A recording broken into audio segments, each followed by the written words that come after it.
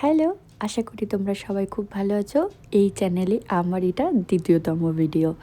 তো আগের দিনে তোমরা অনেকেই দেখেছো যে আমি প্রথম নতুন এই চ্যানেলটা খুলেছি।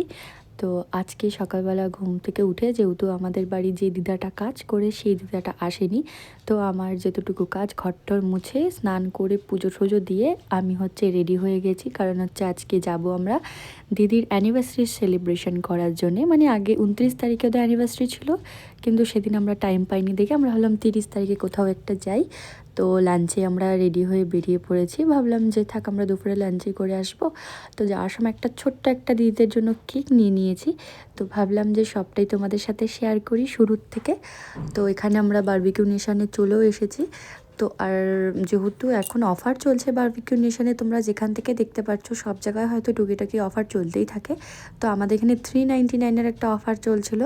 তো সেখানে আবার কেক ফ্রি দেয় না। আগে যখন আমরা গেছিলাম সেখানে আবার যেরকম 900 টাকা বা 800 টাকা যেটা ছিল সেটাতে কেক দিত।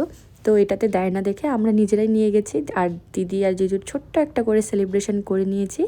তারপর এখানে আমাদের খাওয়ার দাওয়ারও চলে এসেছে, আর আমাদের খুব খিদে পেয়ে গেছিলো যে আমরা কিছু একটু ভিডিও করব সেটাও ঠিকঠাক করতে পারিনি। অল্প অল্প খাচ্ছিলাম, সেটাই তোমাদের সাথে অল্প কিছু শেয়ার করলাম।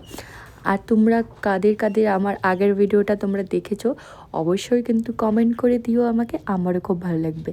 তো আমরা অনেক খাওয়া দাওয়া করেছি, সবটা তোমাদেরকে দেখাতে পারিনি। তো খাওয়া দাওয়া করে আমাদের বিকেল হয়ে গেছে, আমরা এসেছিলাম 3টার সময়। 3টের থেকে আমাদের 5:30 বেজে গেছে। তারপরে আমরা বেরিয়ে পড়লাম বাড়ি যাওয়ার উদ্দেশ্যে আবার।